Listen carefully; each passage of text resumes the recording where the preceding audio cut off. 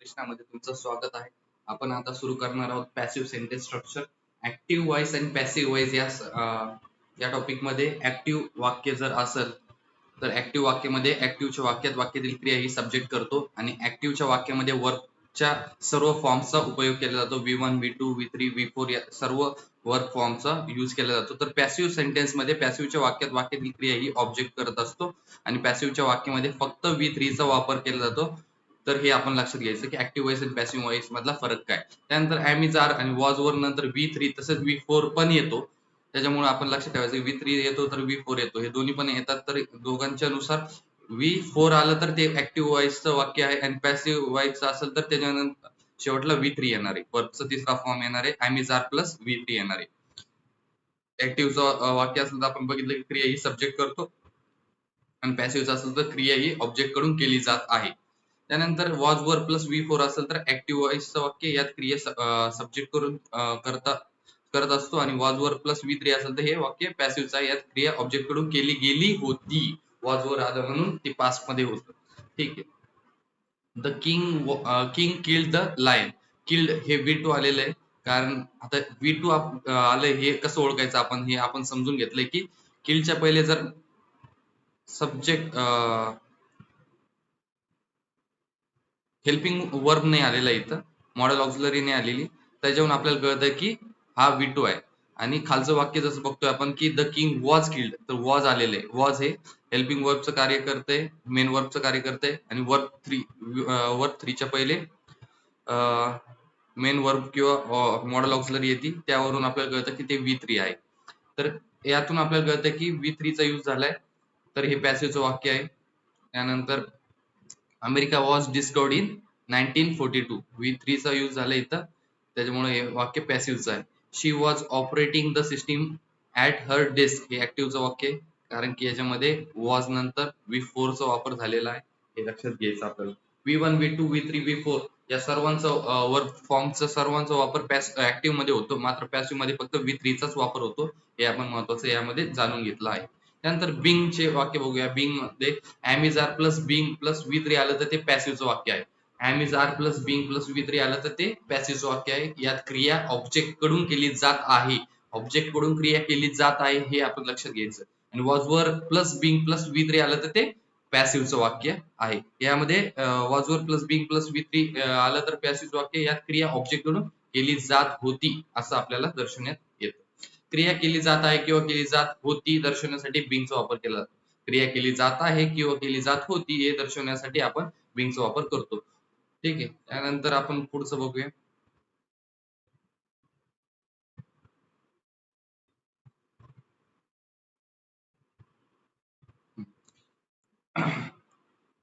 त्याच्यामध्ये बी बघूया. बी चं मॉडेल ऑक्झिलरी प्लस V1 हे ऍक्टिव्हचं वाक्य असतं आणि मॉडेल ऑक्झिलरी प्लस बी प्लस V3 असेल तर ते पॅसिव्हचं वाक्य असतं. मॉडेल ऑक्झिलरी प्लस V1 असेल तर ते ऍक्टिव्हचं वाक्य असतं. मॉडेल ऑक्झिलरी प्लस बी प्लस V3 असेल तर ते पॅसिव्हचं वाक्य असतं. हे आपण यामध्ये जाणून घेणार आहोत. ठीक आहे.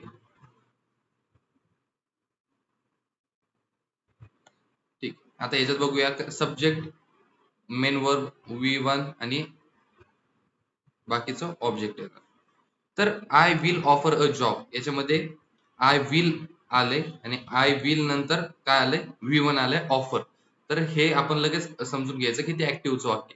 जर त्यामध्ये I will be, modal auxiliary काय विल, विल ही मॉडेल ऑक्झिलरी आहे, त्यानंतर बी आलंय आणि त्यानंतर ऑफर्ड म्हणजे V3 आलंय, तर हे कशाचं वाक्य, पॅसिव्हचं वाक्य आहे, हे आपण समजू शकतो. ठीक आहे. तर याच्यामधलं आपल्याला हे लक्षात ठेवायचं की मॉडेल ऑक्झिलरी प्लस V1 आलं तर ते ऍक्टिव्हचं वाक्य आहे आणि मॉडेल ऑक्झिलरी प्लस बी प्लस V3 आलं तर ते पॅसिव्हचं वाक्य आहे, हे आपण समजून घ्यायचं आहे. त्यानंतर आपण बीन बघूया. बीन मध्ये प्रेझेंट आणि पास्ट बघूया. प्रेझेंट मध्ये आपण हॅव बीन आणि हॅज बीन बघतो. हॅव बीन हे प्लुरल असतं आणि हॅज बीन हे सिंग्युलर असतं. हॅव बीन हॅज बीन ह्यामध्ये क्रिया आधीपासून सुरू होती आणि क्रिया आता सुद्धा सुरू आहे हे दाखवण्याचं कार्य बीन करतं. तर पास्ट मध्ये हॅड बीनचा यूज होतो, तर यामध्ये क्रिया आधीपासून सुरू होती पण क्रिया आता सुरू नाहीये हे हॅड बीन सांगतं आपल्याला. काय सांगतं की क्रिया आधीपासून सुरू होती पण आता क्रिया सुरू नाहीये. पण हॅव बीन आणि हॅज बीन मध्ये काय सांगतं की क्रिया आधीपासून सुरू होती पण क्रिया आता सुद्धा सुरू आहे. ठीक आहे. तर बीन आपण बघितलं आहे. त्यानंतर आपण बघूया बीन मध्ये काय करतो आपण, तर बीन आधीपासून दर्शवतो, पण यात सिन्स आणि फॉर हे वेळ काळ दर्शवणारे शब्द वापरले जातात आणि वाक्य पूर्ण होते का नाही हे बघितलं जातं. सिन्स मध्ये क्रियेची सुरुवात असते, यामध्ये वेळ मोजत नाही. क्रियेची सुरुवात कधी झाली हे दर्शवण्यासाठी सिन्स असतं, पण त्याच्यामध्ये वेळ मोजता येत नाही आपल्याला. फॉर मध्ये मात्र क्रियेचा कालावधी आणि वेळ दोन्ही सुद्धा मोजले जातात. यामध्ये यामध्ये एम, इज, आर, वॉज वरचा वापर करत नाही. आता एक्झाम्पल बघू आपण सिन्सचे. सिन्स 1947 येणार, मग त्याच्या पुढे कंप्लीट झाल्याचे वाक्य आपल्याला भेटणार नाही. सिन्स 1947 आलं की ते आपल्याला ऍक्युरेट टाइम पिरियड मोजता येत नाही. Since 1947, since Monday, since last year, त्यानंतर सिन्स 3 o'clock असं. आणि फॉर मध्ये आपल्याला for 10 minutes accurate time period कळतो आपल्याला की इतक्या वेळेसाठी ही गोष्ट चालू होती. For 2 days, for several days, for last 20 days, 20 years sorry. जर एखादी क्रिया काही विशिष्ट काळापासून सुरू असेल तर अशा वाक्यात बीनचा वापर करतात. जर एखादी क्रिया काही विशिष्ट काळापासून सुरू असेल तर अशा वाक्यामध्ये बीनचा वापर करतात. ठीक आहे.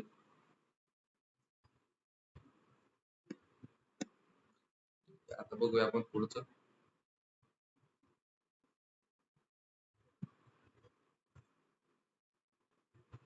ठीक आहे. आता कॉन्कॉर्ड बघूया. Concord is a mean agreement in a person, number, gender or tense between two or more parts of the sentence.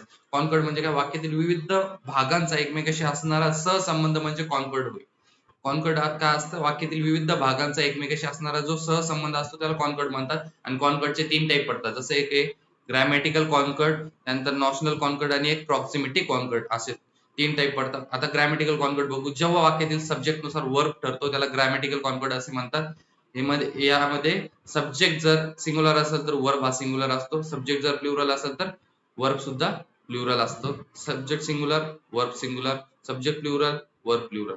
My daughter was watching television. My daughter असतं तर काय असतं, वॉज असतं. पण माय डॉटर्स आलंय तर तिथं वॉज येणार आहे का, नाही तर तिथं वर येणार आहे. म्हणजे सब्जेक्ट जर सिंग्युलर असेल तरच वर्ब सिंग्युलर, सब्जेक्ट जर प्लुरल असेल तर वर्ब सुद्धा प्लुरल असणार आहे.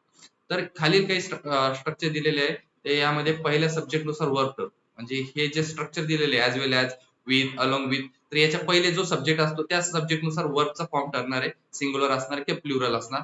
हे ग्रॅमॅटिकल कॉन्कॉर्डचाच भाग आहे. ठीक आहे. As well as, with, along with, together with, beside, like, unlike, accompanied by, control by, and not, rather than, more than, except, govern by, in addition to. या स्ट्रक्चरच्या पहिले जर कधी सब्जेक्ट हा सिंग्युलर असेल तर वर्बचा फॉर्म सुद्धा सिंग्युलर असणार आहे, आणि जर सब्जेक्टचा फॉर्म हा प्लुरल असेल तर वर्बचा फॉर्म सुद्धा प्लुरल असणार आहे. हे आपण यामध्ये समजून घेणार आहोत. ठीक आहे. आता पुढे जाऊया आपण.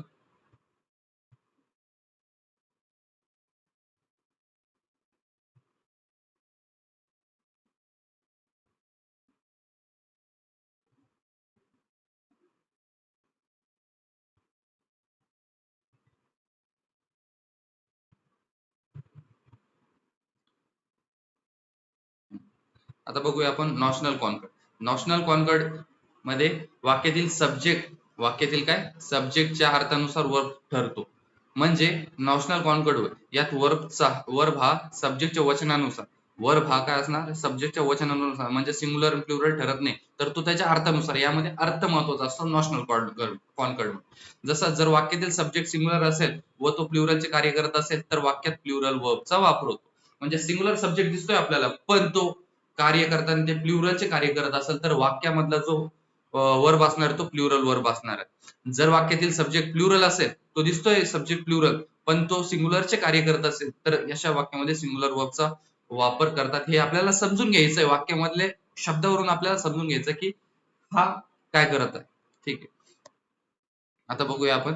Bread and butter, bread and water हे काय करतात, सिंगल म्हणून एकत्र येऊन एक असल्याचे कार्य करतात. तेव्हा याच्यानंतर जो वर्ब येणार आहे तर तो वर्ब सिंग्युलरचे कार्य करतो. म्हणजे मिल्क अँड हनी एकत्र येतो, bread and milk, rice and curry, horse and carriage, slow and steady, rise and fall, hammer and sickle, truth and honesty, crown and glory, coming and going.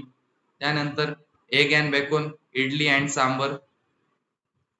Sambar, vada and pav, long and short, bag and baggage, pen and ink, fish and chips, ham and eggs. त्यानंतर बघतो आपण age and experience, age and experience, sum and substances, peace and prosperity, screaming and shouting, time and tide, honor and glory, courteous and gentlemanliness. तर असे वाक्य structure जर आलं तर ते दोन मिळून एकत्र एक ची कार्य करतात, तर तेव्हा आपल्याला वर्ब हा सिंग्युलर घ्यायचा आहे, हे आपल्याला समजून घ्यायचं. आता हे जे एक दोनच वाक्य बघून घेऊ. ऑनर अँड ग्लोरी एकत्र येतं, एक म्हणून कार्य करतं, त्याच्यानंतरचा जो वर्ब आहे तो इज म्हणून येणार आहे, आणि is reward. The hammer and sickle, the hammer and sickle आले, दोघं एकत्र येऊन कार्य करतात, तर वॉज हा सिंग्युलर वर्ब असणार आहे. सिंग्युलरचे कार्य करणारे वर्ब. ठीक आहे. बॅकन अँड एग्स, आर आलेले, तर बॅकन अँड एग्स हे दोघं एकत्र येत आहे, तर तेव्हा आर हे चुकीचं असणार आहे. तिथं काय येणार आहे, इज हे येणार आहे. Is a solid breakfast. ठीक आहे. तर आपल्याला, मला असं वाटतं की तुम्हाला हे समजलं असणार आहे. ठीक आहे. की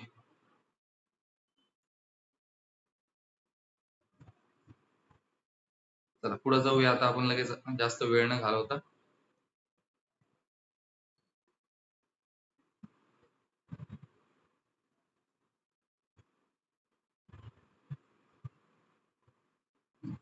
आता आपण बघूया कलेक्टिव्ह नाउन. ठीक आहे.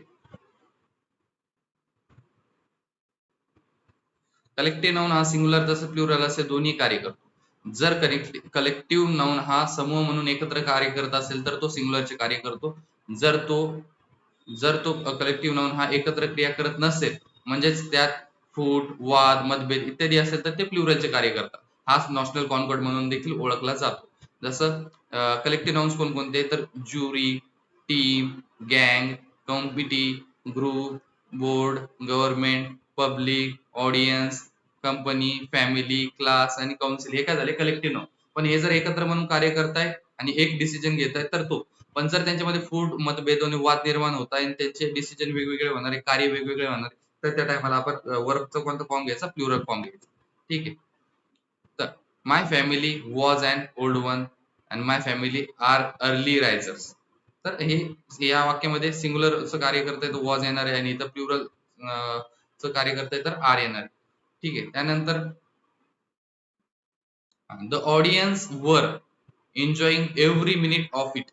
ऑडियन्स काय करते, एन्जॉय करते. मग सगळे ऑडियन्स काय करते, एन्जॉय करते वेगळ्या लेवलला जाऊन, तर ते प्लुरल एन्जॉईंग करते, एन्जॉय करते. तर ऑडियन्स वॉज इनॉर्मस म्हणजे दुःखी झाली आहे. दुःखी म्हणजे सगळे सारखं असतं, पण एन्जॉय सगळ्यांचा सारखा नसतो. तर त्या गोष्टी आपण समजून घेऊ. की वॉज आणि वर कधी येणार आहे, सिंग्युलर. जर ते एकत्र म्हणून कार्य करते तर ते एकत्र. पण जर कलेक्टिव्ह नाउन एकत्र म्हणून कार्य करत नाही, त्यांच्यामध्ये जर आपण इथं बघितलं की वाद, फूट, वाद, मतभेद असेल, तर ते प्लुरलचे कार्य करतात. ठीक आहे. आपल्याला इथपर्यंत समजलं असणार आहे. त्यानंतर आपण पुढचं बघूया.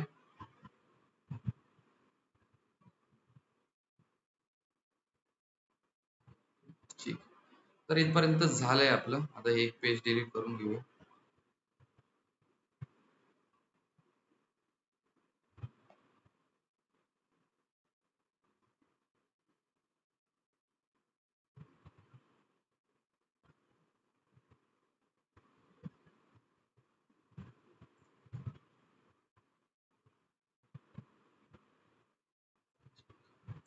नवीन पेज ऍड करूया आपण याच्यानंतर.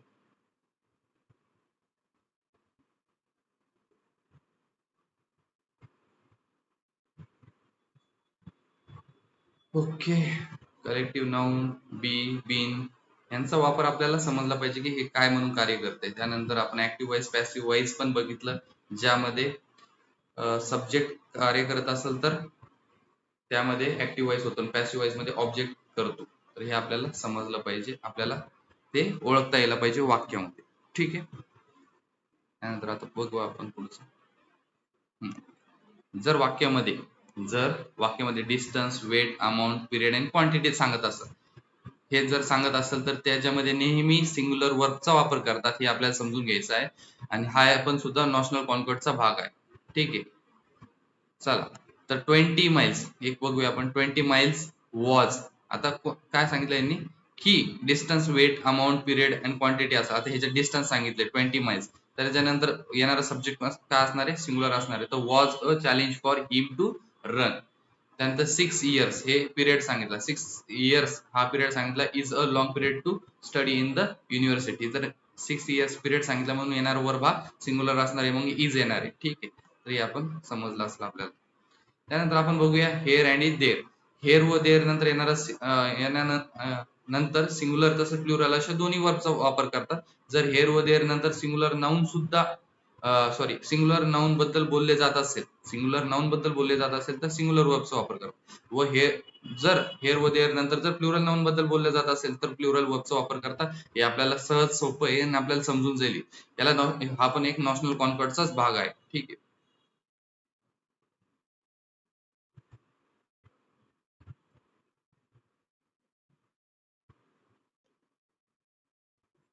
ठीक आहे, आता बघूया प्रिन्सिपल और प्रॉक्सिमिटी कॉन्कर्ड बघूया. जवळ असलेल्या सब्जेक्ट नुसार जेव्हा वर्क ठरतो तेव्हा त्यात प्रॉक्सिमिटी कॉन्कर्ड असे म्हणतो आपण. थोडक्यात खालील स्ट्रक्चर मध्ये त्यांच्यानंतर असलेल्या सब्जेक्ट नुसार वर्क ठरतो. जसं more than, neither nor, either or, not only but also, or, nor. यांच्या नंतर जो सब्जेक्ट येणार आहे तर त्या सब्जेक्ट नुसार वर्कचा फॉर्म ठरणार आहे. तो सिंग्युलर असणार आहे की प्लुरल असणार आहे हे आपल्याला समजून घ्यायचंय. आता हे बघा, पॅरेंट्स नॉर आलं, तो नॉर नंतर त्यांचा जो सब्जेक्ट असणार आहे देअर चिल्ड्रन, ते देअर चिल्ड्रन. चिल्ड्रन मध्ये चाइल्ड असतं तर सिंग्युलर असतं, पण चिल्ड्रन आलं म्हणजे एक पेक्षा जास्त आहे तर तिथं काय येणार आहे, वर येणार आहे. ठीक आहे. युअर सिस्टर ऑर आले इथं, ऑर युअर ब्रदर, ब्रदर्स आलं तर युअर ब्रदर्स हे काय झालं, प्लुरल सब्जेक्ट झालं, तर त्याच्यानंतर आर हे अॅक्युरेट बरोबर आहे. तर हे आपल्याला समजलं असेल. प्रिन्सिपल ऑफ प्रॉक्सिमिटी कॉन्कर्ड मध्ये काय असतं तर more than, neither nor, either or, not only but also, or आणि नॉर यांच्या नंतर येणाऱ्या सब्जेक्ट नुसार वर्कचा फॉर्म ठरणार आहे की तो सिंग्युलर असणार आहे का प्लुरल असणार आहे. ठीक आहे, हे आपल्याला समजलं असणार आहे. थोडं फास्ट घेतोय आपण कारण की हे परीक्षेच्या दृष्टिकोनाने आपण घेतोय. प्रॅक्टिस म्हणजे आपल्या डोळ्याखालून गेलं पाहिजे आणि ह्या गोष्टी समजल्या असणार आहे. आणि समजल्या नाही तर थोडस वेळ देऊन अजून थोडस रीड करा. मग इथं तुम्ही व्हिडिओ थांबून घ्या, पुन्हा थोडे क्वेश्चन्स वाचून घेतले तर तुम्हाला अजून चांगल्या प्रकारे कळेल.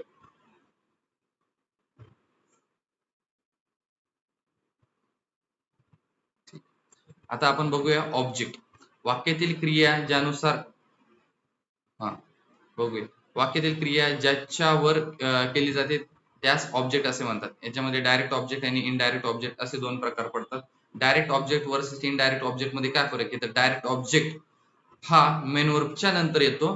तो वाक्याचा अर्थ पूर्ण करतो म्हणून तो वाक्यात गरजेचाच असतो. जर वाक्यात एकच ऑब्जेक्ट असेल तर तो डायरेक्ट ऑब्जेक्टच असतो. जर वाक्यात एकच ऑब्जेक्ट असेल तर तो डायरेक्ट ऑब्जेक्टच असणार. आणि जर वाक्यामध्ये डायरेक्ट ऑब्जेक्ट हा मेन वर्बच्या नंतरच येणार आहे हे आपण समजून घ्यायचंय. पण इनडायरेक्ट ऑब्जेक्टचं बघा थोडं वेगळं आहे. इनडायरेक्ट ऑब्जेक्ट हा डायरेक्ट ऑब्जेक्टच्या आधी येतो हे कन्फर्म असतं आणि तो वाक्याचा अर्थ पूर्ण करत नाही म्हणून तो वाक्यात गरजेचाच असतो असं नाही. जर वाक्यात डायरेक्ट ऑब्जेक्ट असेल तरच इनडायरेक्ट ऑब्जेक्टचा वापर केला जातो. प्रत्येक वाक्यात डायरेक्ट ऑब्जेक्ट तसेच इनडायरेक्ट ऑब्जेक्ट एकत्र येतीलच असे नाहीये. थोडक्यात काय तर डायरेक्ट ऑब्जेक्ट येतोच पण इनडायरेक्ट ऑब्जेक्ट येतोच असे नाहीये. इनडायरेक्ट ऑब्जेक्ट मध्ये ऑब्जेक्ट प्रोनाउन काय असतो, मी, अस, यू, हिम, हर, इट आणि देम यांचा वापर यामध्ये केला जातो. आता एक वाक्य बघूया, जसं he bought he bought John a book, he bought a John a book. तर याच्यामध्ये ही काय झालं, सब्जेक्ट झालं, बाउट हे काय झालं, मेन वर्ब झालं आणि इनडायरेक्ट ऑब्जेक्ट काय झालं, जॉन झालं आणि डायरेक्ट ऑब्जेक्ट काय, अ बुक. ठीक. तर आपल्याला याचा फॉर्म कळतोय की हे कशा प्रकारे येतं. डायरेक्ट ऑब्जेक्टच्या पहिले काय येणार आहे, इनडायरेक्ट ऑब्जेक्ट. इनडायरेक्ट ऑब्जेक्टच्या पहिले आलं मेन वर्ब आणि त्याच्या पहिले आलं सब्जेक्ट. आता कॉम्प्लिमेंट म्हणजे काय आपण समजून घेऊया. कॉम्प्लिमेंट म्हणजे पूरक. जे शब्द पूर्ण वाक्याचा अर्थ पूर्ण जे शब्द अपूर्ण वाक्याचा अर्थ पूर्ण करतात अशा शब्दांना आपण कॉम्प्लिमेंट असे म्हणतो. आता कॉम्प्लिमेंटचे दोन प्रकार पडतात. एक असतो सब्जेक्टला कॉम्प्लिमेंट आणि एक असतो ऑब्जेक्टला कॉम्प्लिमेंट. ऑब्जेक्ट विषयी जास्त माहिती सांगणारा ऑब्जेक्ट कॉम्प्लिमेंट आणि सब्जेक्ट विषयी जास्त माहिती सांगणारा सब्जेक्ट कॉम्प्लिमेंट असतो. हे आपण समजून घ्यायचं आहे. कॉम्प्लिमेंट म्हणजे काय, पूरक. अपूर्ण वाक्याचा अर्थ पूर्ण करण्यासाठी याचा वापर केला जातो हे आपण समजून घेऊया. ठीक.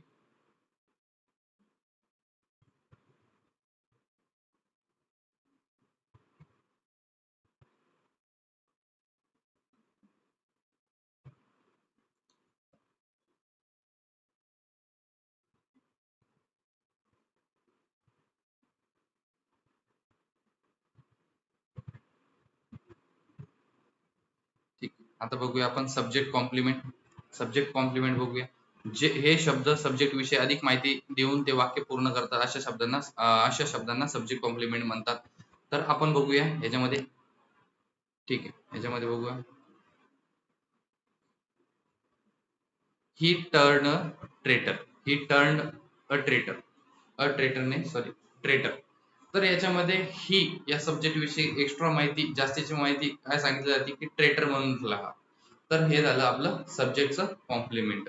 अशाच प्रकारे दे सीम बोर्ड. बोर्ड हे एक्स्ट्रा माहिती कशाबद्दल बोलते, त्याच्याबद्दल दे याबद्दल, म्हणून सब्जेक्ट कॉम्प्लिमेंट काय झालं, बोर्ड हे सब्जेक्ट कॉम्प्लिमेंट झालं.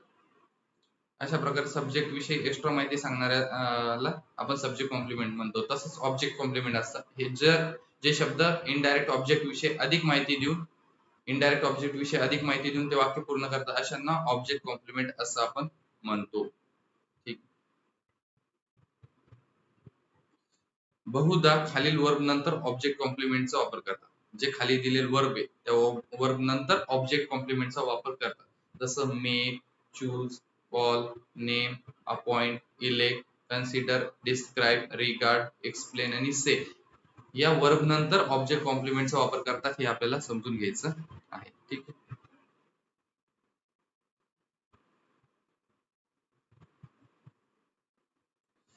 पुढचं घेऊया आपण. आता हा टॉपिक संपत आला. बेसिक ऑफ ग्रामर्स आपलं यातून संपत आलेलं आहे. ठीक आहे.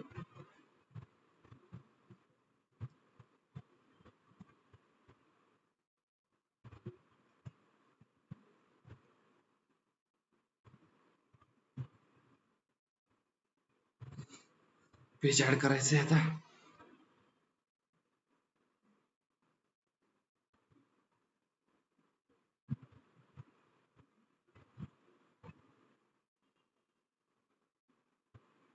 ठीक आहे.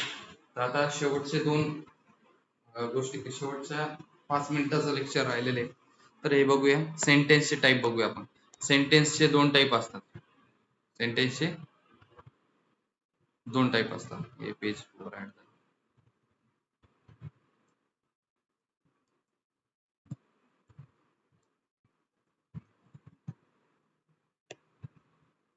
Oh shit.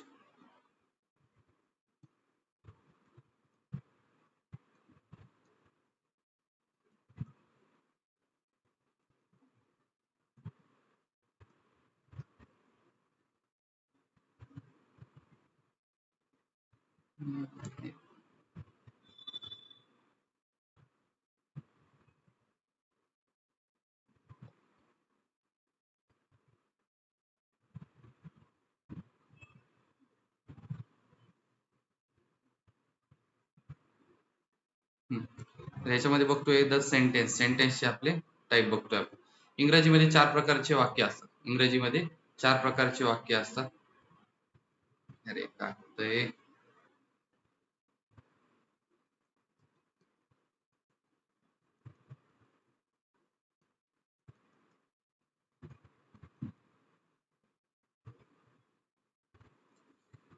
इंग्रजीमध्ये 4 प्रकारचे वाक्य असतात. Assertive sentence, interrogative sentence. Page का नाही आठवते.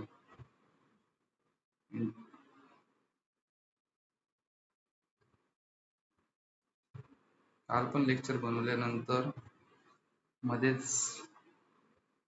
आपोआप बॅक येऊन गेल्यामुळं लेक्चर होऊ शकलं नव्हतं.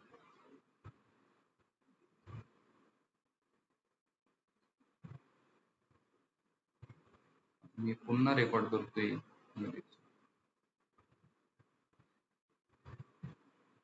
काय करतोय. ठीक आहे, मी जास्त पेज हलवत नाही, तुम्ही लक्ष देऊन बघा. सेंटेन्सचे 4 टाईप असतात. ठीक आहे. एक डिक्लेरेटिव्ह सेंटेन्स असतं, एक इंटरोगेटिव्ह सेंटेन्स असतं, एक इम्पेरेटिव्ह सेंटेन्स असतं, एक एक्सक्लेमेटरी सेंटेन्स असतं. डिक्लेरेटिव्ह सेंटेन्स म्हणजे विधानार्थी वाक्य ज्याच्यामध्ये subject plus verb plus object हे याचा वापर केला जातो. सिंपल वाक्य असतं, विधानार्थी वाक्य असतं. Declarative sentence the sentence that tells declare something, काहीतरी सांगितलं जातंय त्याला आपण डिक्लेरेटिव्ह सेंटेन्स असं म्हणतो आपण.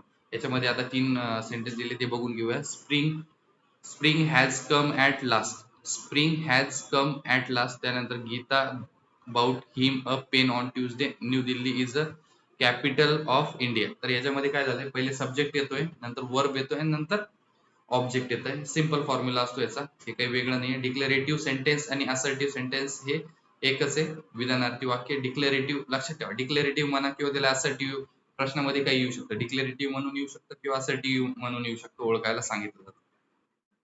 इंटरगेटिव्ह सेंटेन्स बघू. याच्यामध्ये supporting verb plus subject plus main verb plus object plus question mark असं असतं. आणि WH क्वेश्चन मध्ये WH plus supporting verb plus subject plus main verb plus object plus question mark असं. सपोर्टिंग वर्ब प्रश्नार्थक मधले दोन्ही ओळखायचे असतात. WH मध्ये WH असतं, बाकी येस नो टाईपचं जे दोन टाईपचे क्वेश्चन असतात त्या टाईपच्याच क्वेश्चन सारखं स्ट्रक्चर आहे WH चं. फक्त WH मध्ये WH पहिले येतो, नंतर सारखे येस नो सारखंच त्यांचं स्ट्रक्चर टाईप आहे. तर इथं बघूया, are you attending the meeting today, तू आज मीटिंग अटेंड करणार आहे का. येस नो टाईपचा हा क्वेश्चन झाला. याच्यामध्ये आर हे सपोर्टिंग वर्ब झालं आणि नंतर सब्जेक्ट आला यू आणि मेन वर्ब झाला अटेंडिंग आणि ऑब्जेक्ट झालं द मीटिंग टुडे. ठीक आहे, आणि क्वेश्चन मार्क. या प्रकारचं असतं सपोर्टिंग वर्बचं येस नो टाईप क्वेश्चन. आणि WH टाईप क्वेश्चन कसे असतात, तर व्हेन आर यू गोइंग. आता हे बघू, when are you going today, going to Paris, when are you going to Paris. यामधलं व्हेन WH झालं, आर हे सपोर्टिंग वर्ब झालं, यू हे सब्जेक्ट झालं, गोइंग हे मेन वर्ब झालं, टू पॅरिस हे झालं ऑब्जेक्ट आणि क्वेश्चन मार्क. या प्रकारचे वाक्य यामध्ये असतात. तर WH, आता हे आपण एकदम लक्षात ठेवून घ्यायचं की कशा पद्धतीने असतात. पहिले काय येणार आहे, सपोर्टिंग वर्ब येणार आहे, त्यानंतर काय येणार आहे, सब्जेक्ट येणार आहे, त्यानंतर मेन वर्ब येणार आहे, नंतर ऑब्जेक्ट येणार आहे, नंतर क्वेश्चन मार्क येणार आहे. हे झालं येस नो टाईपचा स्ट्रक्चर टाईप. आणि WH वाला काय झालं, सेम आहे, फक्त WH पहिले येणार, नंतर सपोर्टिंग वर्ब येणार आहे, नंतर काय येणार आहे, सब्जेक्ट येणार आहे, त्यानंतर मेन वर्ब येणार आहे, नंतर ऑब्जेक्ट येणार, नंतर क्वेश्चन मार्क येणार आहे. झालं, कळलं आपल्याला. त्यानंतर आपण बघूया इम्पेरेटिव्ह सेंटेन्स. इम्पेरेटिव्ह सेंटेन्स मध्ये आज्ञार्थी वाक्य, याच्यामध्ये V1 पहिले येतं, नंतर ऑब्जेक्ट येतो. A sentence that expresses a command or an entity is called as imperative sentence. ठीक आहे, आणि या वाक्याची सुरुवात नेहमी वर्ब V1 ने होते, हे आपण लक्षात घ्यायचं. जसं open the door V1, open, Hari, go, don't, हे काय झाले, V1 झाले. तर open the door, hurry up, याच्यामध्ये काही कमांड दिलेली असती, हे वाक्य आपण समजून घ्यायचं.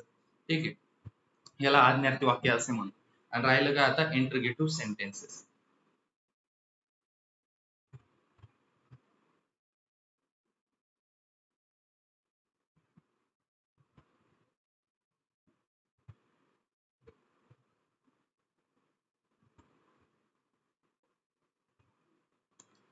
एकच वाक्य आपलं घेऊन टाकूया आपण.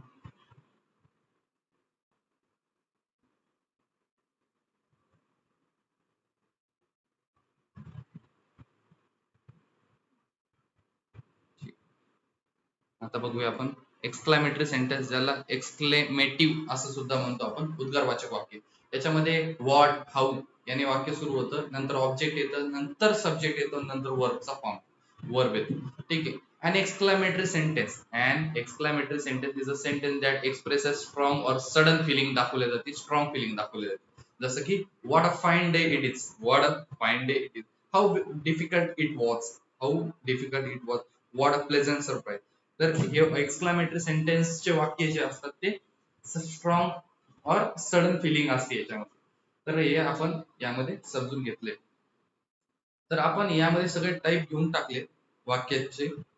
4 प्रकार असतात. हे अजून डीप मध्ये थोडं बघावं लागेल पुढे आपल्याला. हे सुरुवातीला बरोबर असं आहे आणि हे बेसिक ऑफ ग्रामर आहे. तर हे आपल्याला समजलं असेल अशी मी अपेक्षा करतो तुमच्याकडून. तुम्ही नीट बघा. एक एक दोन दोनच आपण क्वेश्चन वगैरे घेतले, सेंटेन्स घेतले, पण आपल्याला त्याला प्रॉपरली रिव्हिजन झाली पाहिजे, याकडे आपला जास्त भर होता की हा टॉपिक म्हणजे काय हे आपल्याला समजणं गरजेचं आहे. म्हणजे एक्सक्लेमेटरी सेंटेन्स म्हणजे काय हे कधी कधी आपण विसरून जातो. त्यानंतर इम्पेरेटिव्ह सेंटेन्स मध्ये काय असतं, तर V1 ने वाक्य सुरू होतं, आज्ञार्थी वाक्य असतं ते. त्यानंतर असर्टिव्ह सेंटेन्स म्हणजे काय, इंटरगेटिव्ह मध्ये 2 टाईप येतात. Question yes no type question असतात, WH टाईप क्वेश्चन असतो. हे आपण समजून घ्यायचंय की ह्याच्यामध्ये काय असतं. तर त्यानंतर ऍक्टिव्ह वॉइस पॅसिव्ह वॉइस मध्ये काय असतं, तर ते आपण ह्या लेक्चर मधून चांगल्या पद्धतीने समजून घेतले असं तरी मला वाटतंय. तुम्हाला समजलं असेल तर तुम्ही नीट प्रकारे बघा, थोडे जास्त वाचा, डबल आता लेक्चर करून घेतलं की थोडंसं वाचण्याचा प्रयत्न करा. एक बुक असेल तुमच्याकडे कोणतं पण बुक घ्या, ही नोट्स बघा, या नोट्स मध्ये पण ही नोट्स पण तुम्हाला कुठे पण अवेलेबल होऊन जाईल. तर लेक्चर आपण इथंच थांबूया, पुढचं लेक्चर लवकरच टाकू. चला तर धन्यवाद, थँक्यू सो मच. व्हिडिओ बघा, लाईक करा, व्हिडिओला शेअर करा. Thank you so much, bye bye, take care.